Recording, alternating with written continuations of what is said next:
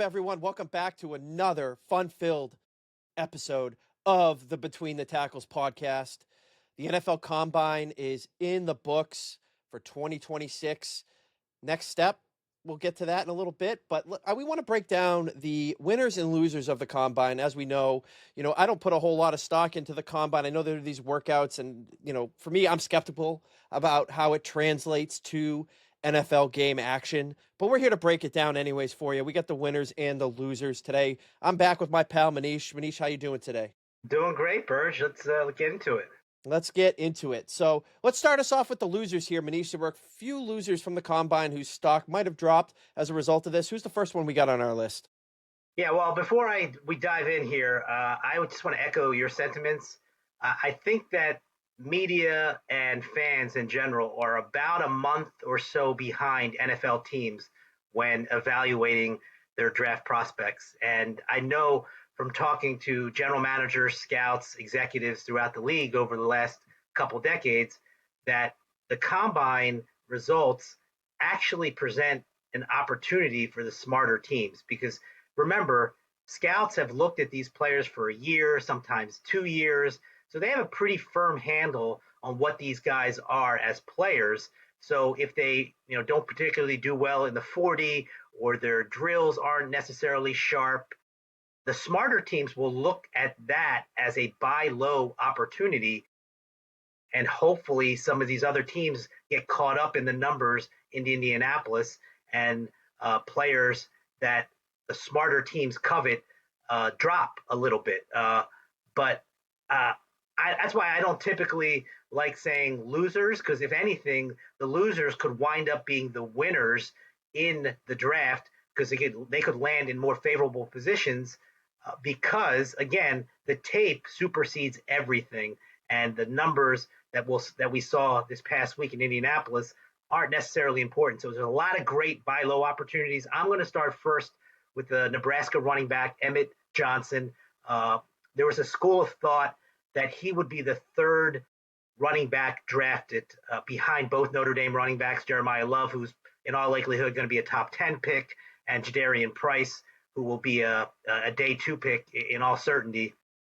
And people felt that Johnson would be the next guy off the board, but he did not have a good combine week. In fact, of the 10 running backs who ran in the 40 in Indianapolis, he had the slowest time, 4.56. And when you look at his size, 5'10", about 200 pounds, you're looking at a smallish guy who isn't fast in straight line speed without pads. So what is the value in that? I think smarter teams who are looking for a dual threat, a guy who can be a reliable pass catcher. This is a player who lined up in the slot. He can be,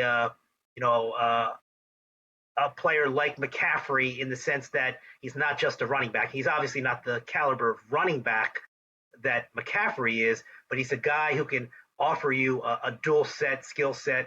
That's why I look at a team like the Commanders, who had Antonio Gibson for several years, and they had a veteran guy these past couple years. Teams that are looking to complement their big bruising running back would be smart to get him. And I look, frankly, at the smarter play callers in the NFL. Andy Reid comes to mind. You know that the Chiefs are looking to upgrade at running back. And sure, Johnson's not going to be a bell cow type running back, but in the right scheme with a smart play caller like Andy Reid, Johnson could make an immediate impact, frankly. And he's going to be a day 3 pick. This isn't a guy who is going to be a first rounder, never was. Now there's a real chance he could slip out of day 2. It's funny because you can kind of get lost in the numbers. What I thought was one of the interesting numbers that he posted was his 3-cone drill time. And, average fans don't really care about that. But historically, when you look at running backs, he was at the 30th percentile of the 3-cone drill. And that might give some teams pause for concern. And again, that would give, in my estimation, smart decision makers a real buy low opportunity for Emmett Johnson. I really like him as a day 3 guy who could help your team right away.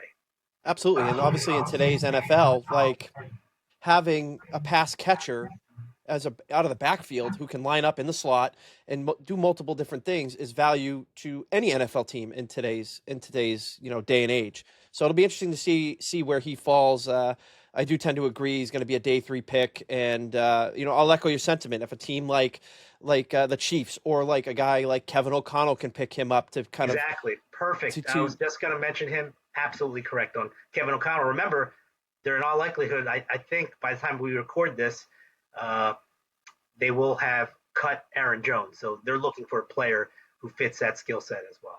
Absolutely, and you get that type of receiving back out there to just be another option for the quarterback. It can make that the QB's job a lot easier.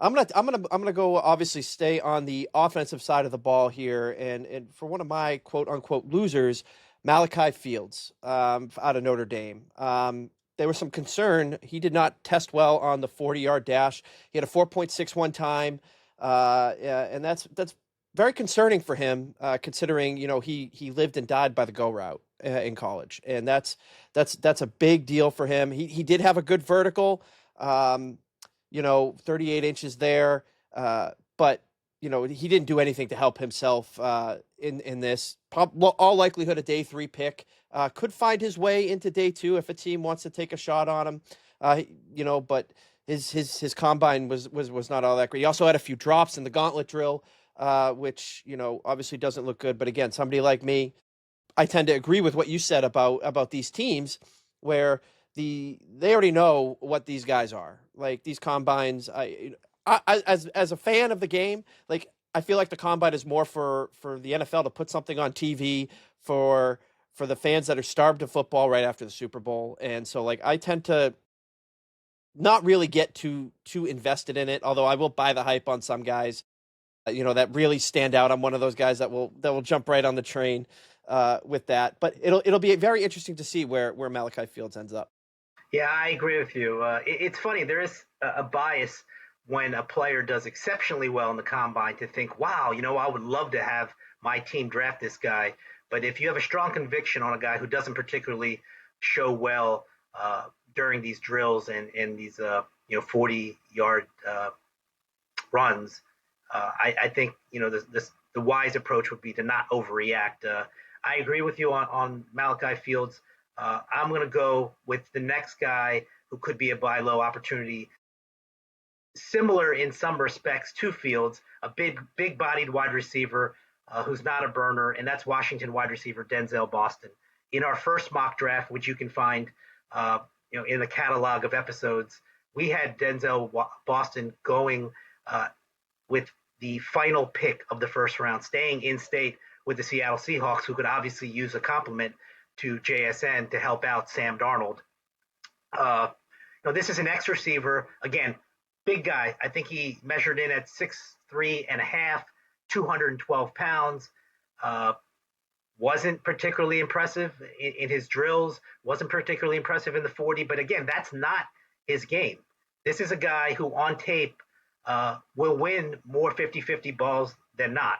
I think at the very least he's a round 2 pick. And when you look at the wide receiver class, as we mentioned during the mock draft show, you could have maybe a dozen or so receivers in the first 2 rounds, and there isn't that Jamar Chase type of stud at the top. Even though I think Carnell Tate's going to be an exceptional player, I don't think he's going to ever rise to the level of Jamar Chase. And then you have a boatload of players who have different skill sets, different body sizes, who can really help your team. I think Boston fits that mold of a guy who isn't going to look flashy when you look at combine stats, but when you look at the production, 20 touchdowns in the last 2 years, a great body control, toughness, doesn't shy away from any competitive element to the game.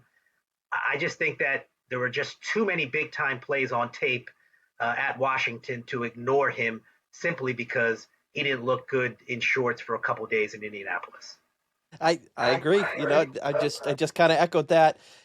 These teams, obviously, with the way the NFL has trended over the last, we'll say, 5 to 10 years with wide receivers, is you got to find it in the draft, because these guys are getting paid almost, like quarterback money. Like they're getting big monster contracts, when they come due for their first real contract in the league. And a big success for these teams is being able to find these guys consistently in the draft. And I think Boston could still be that guy. He's got his pro day coming up. That it's gonna be huge to really prove where he stands. With these drills and everything like that. But again, these teams know who they have with these guys before the combine even happens. So let's move it along. I'm going to go defensive with my next kind of loser here. It's going to be R. Mason Thomas, the linebacker out of Oklahoma. He's already a smaller guy. He's only 6'2", 253. He's got shorter arms. I'm a little scarred from the arm talk with being up here in New England with Will Campbell for the last year. Shorter arms, but he did not run particularly well on the 40-yard dash. 4.67. Pretty average in terms of that speed. He's going to have to be creative in the NFL to be able to generate pressure around NFL level offensive linemen.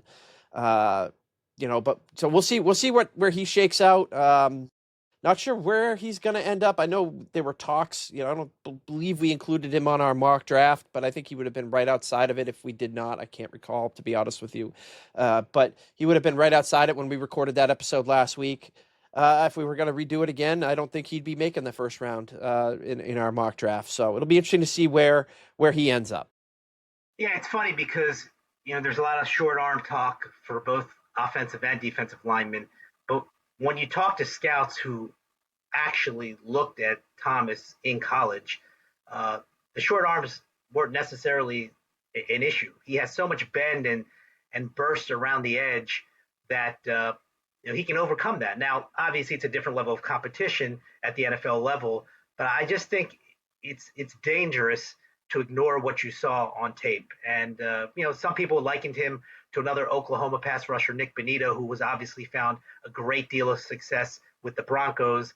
I'm not sure he's going to be Nik Bonitto, but I also think that you shouldn't be overly discouraged simply because he didn't perform well, by some people's standards in Indianapolis. Because again, this is a guy who is, dynamic player on tape, and I don't care what the athleticism score is, because when you watch a football game and you see him beating offensive linemen and getting home, that to me carries much more weight than an athleticism score that's given out for each position at the combine.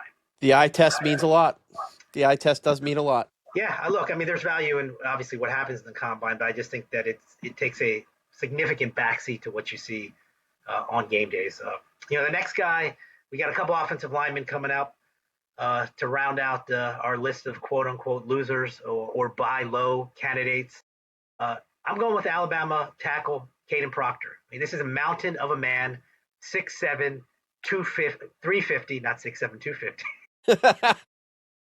350, didn't look particularly sharp in the field drills, 25 reps on the bench. If I could do 25 reps on the bench, I'd be ecstatic, but I'm not going to be a future NFL player. 1.84 seconds at the 10-second split in the 40-yard dash. And when you're looking at offensive linemen, if you take any value out of the 40, you obviously don't care what the long speed is, because these guys, more times than not, are not going to be running 40 yards down the field. But that 10-yard split sometimes can matter, but I wouldn't overreact to it. When you look at the tape, you see great agility. You see quick feet for a guy who is 6'7", 350. I don't think the tape is lying in that sense. This is a guy who the coaches at Georgia believed was so athletic that he caught a screen pass in a game. So they clearly believe that he's got, sufficient athleticism to excel, not only at the college level, but it's pretty apparent that he's athletic enough at the pro level.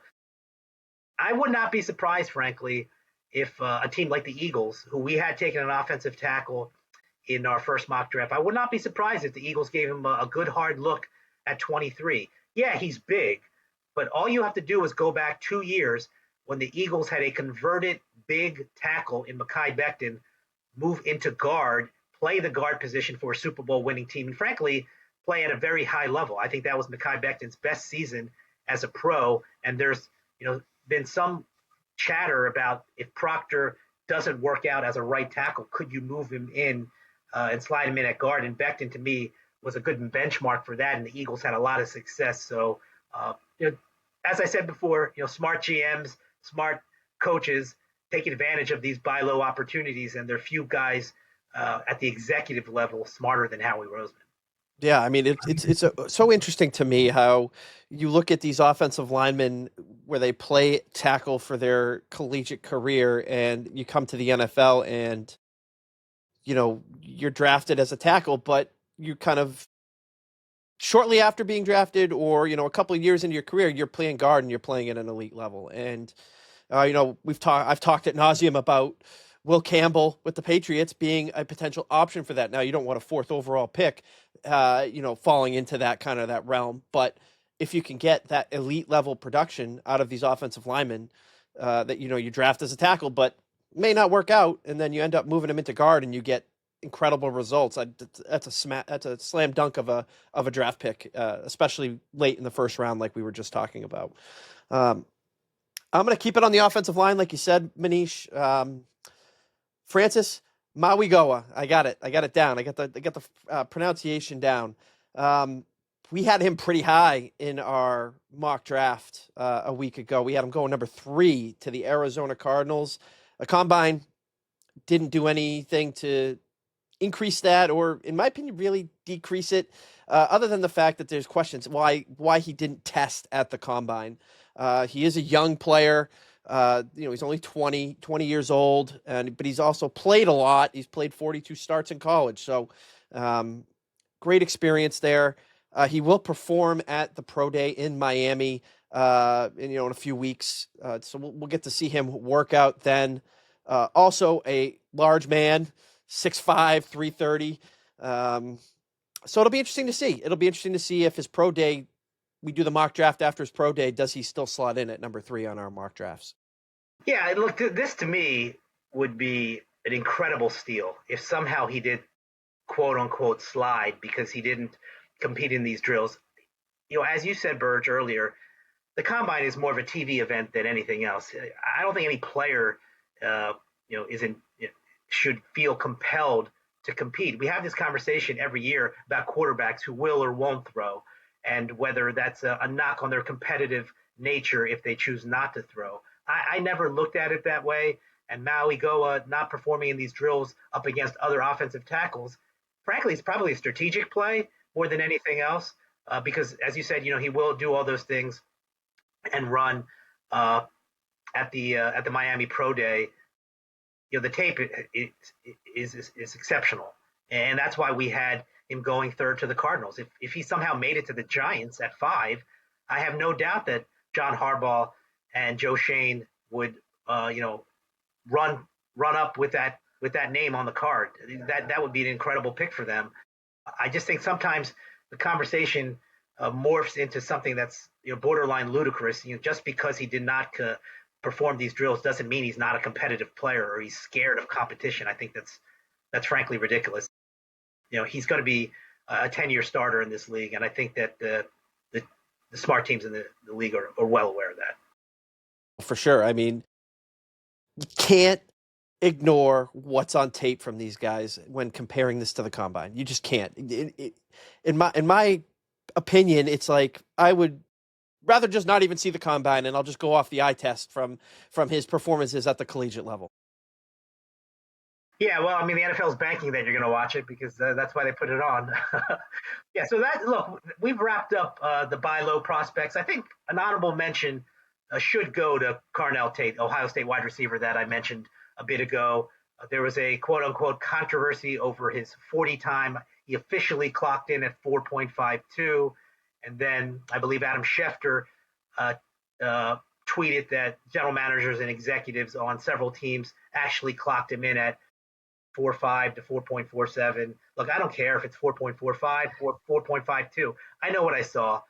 I'd be stunned if he wasn't the first wide receiver off the board. We had the Browns taking him early in the first round. He's going to be a top 10 pick. Again, I would be stunned if he were not the first receiver taken. I just thought it was comical in many respects that this 40 time got so much attention. And, we're talking about, 7, 8 tenths of a second difference. I know that every fraction of a second supposedly counts, but when you have a skill set like Carnell Tate, whether he ran a 4.45 or he actually ran a 4.52, I think that's immaterial to the player that he's going to be at the next level. Absolutely, totally agree. Hey, I'll be happy if he slips to 31 at the Patriots. Give it to me. Well, there you go. There you have the kind of the buy low candidates from the results of the combine. I do want to touch on a couple of, we'll call them quote unquote winners, guys who probably improved their draft stock based on the results of the combine. I'm just going to start with one that really caught my eye, and it's a bummer the Patriots are picking 31 because I would love to have this guy join the Patriots offense. That's Oregon tight end Kenyon Sadiq. On our mock draft, we talked about him quite a bit, being an impressive prospect for the tight end position. Well, he ran the fastest 40 time of any tight end in the history of the combine, and that was a 4.39, which is incredible considering Sadiq's size. He's going to be a threat in this league, pass catching threat. I know we talked about, maybe he's not as much of a blocker that, as he is a receiver, but he's going to be a stud. Yeah, I think kind of going in, we had an inkling that he was going to raise some eyebrows with the numbers he was going to post, just because you hear enough rumblings around the league, how athletic he is, and any team that has scouted this player for the last year or so is fully aware of what he is athletically. So I don't think it was a surprise. I'd be curious now if he does in fact get closer to the top 10. We had him going to Buffalo late. Will he be a top half of the first round, or could he even kind of creep up to that 10 area where he probably in teams' eyes has always been? But like, as we said earlier, Yeah. From a public perspective, we look at him as rising. So we're talking about risers from a media and fan perspective. I think they're risers. But yeah, Sadiq is definitely one. I'm going to talk about a couple quarterbacks here. There's some other guys who have gotten headlines, which you can touch on in a second, Burge. But this Arkansas quarterback, Taylen Green, 6'6", 227. He ran a 4.36 40, blazing speed. Now, look, he was erratic in quarterback drills, so that raises the question, would he be open to a position change? Much like we saw years ago with Terrell Pryor, Ohio State quarterback, who transitioned to wide receiver. The word on the street is that Green is not interested in making that positional change, which I thought was actually a little bit odd, because typically players are more than willing to play whatever position to get an NFL job. You know how difficult it is to work in the NFL as a player. So they're typically open-minded. So maybe Green's thinking changes as we get closer to the draft. But as of now, he really wants to prove himself as a quarterback. I just think there's too many inconsistencies. But again, that speed is very tantalizing. I think teams knew that he was fast. And I think that, honestly, most teams are looking at him as a wide receiver project. And that would be a tantalizing guy to get in your building, a day 3 pick, obviously, but a guy that can, maybe have a second career, if you will, as a wide receiver. Just a tantalizing guy. The other guy, UConn wide receiver, Skyler Bell. I know I said 2 quarterbacks, and I guess I'll quickly touch on Penn State's quarterback, Drew Allar, who a year ago many people thought would be a top 10 pick. Didn't particularly play well this year. He did well in drills. I still think he's a day 3 pick, a developmental backup quarterback type of guy, but he did everything he could during Combine Week. I just think ultimately his play this year was significantly worse than it was a year ago, because a year ago, if he decided to come out, I have no doubt that he would have been a top 10 pick, and I just don't think that's in the cards for him. But he did everything he could at the Combine and showed well in the passing drills. But I did want to touch on the UConn wide receiver Skyler Bell. This was a Biletnikoff Award winner finalist. That always trips me up. Sorry, Fred. Rest in peace. 6'2", 192. The college production's all over the place. Top 5 in virtually every meaningful category: receptions, receiving yards, touchdowns. But this, the level of competition was a fair question. The guy had the 5th best vertical. I think there was only one wide receiver in this class who had a better broad jump. So clearly a very athletic player, an intriguing day 3 option. And again, a deep wide receiver class. I don't believe he'll be a day 2 pick, a round 3 pick. I think he'll slide into day 3. But that's a guy who I think can give you some production, at a really good value. Value is everything in the NFL draft. And I'm going to go, I got one more that I specifically want to touch on. Mike Washington Jr., the running back from Arkansas. We talked about Emmett Johnson kind of underperforming, with his results at the combine. Well, Mike Washington excelled. He had a really good combine with a 4.33 second 40, which, shows that kind of that breakaway speed that he has. And he backed up what he did with Arkansas last year in college. And, you see that, and, we talked about Johnson, about how these teams really look for this type of runner with breakaway potential, big play, home run hitter. The Patriots looked for it with Travion Henderson last year, and you saw that translate a little bit to the NFL game. I think Mike Washington really did put himself into a position to kind of be that guy that has that home run hitting speed. Where does he slot into the NFL draft? Your guess is as good as mine. I'm not, like I said, I'm just here talking about him, but maybe day 3, maybe late day 2. Manish, do you agree with that kind of take? Yeah, I mean, it kind of depends on what you're looking for. Because if you're looking for a guy who can be more of a Swiss Army knife, you go with Johnson. If you're looking for the home run hitter, the Travion Henderson type, then you go for Washington. So it really kind of depends on the need. Running back has been devalued so much. It would not surprise me if he were a round 4 pick. Yeah, I mean, if so, somebody's going to get a bargain with that, with the potential to have that kind of that home runner speed there. So, well, there you have it. Manish, you got anybody else you want to talk about before we wrap this up? There's a lot of guys. Monroe Freeling, offensive tackle, monster of a man. I think there was a question initially before the combine: would he be a first rounder? I thought he did well in drills. He's squarely in the mix to be in the back half of the first round. Again, a guy who's probably going to be on the right side, but he, just like Drew Allar, he did everything that he could within his control at the combine to make people think, yeah, you know what, he could be and should be a first round pick. There you have it. Combine quote unquote winners and quote unquote losers. We'll see how it translates. I'm sure our mock draft, our next version of the mock draft, when we get around to it, 2.0, is going to have some movement based on the NFL Combine. So there you have it.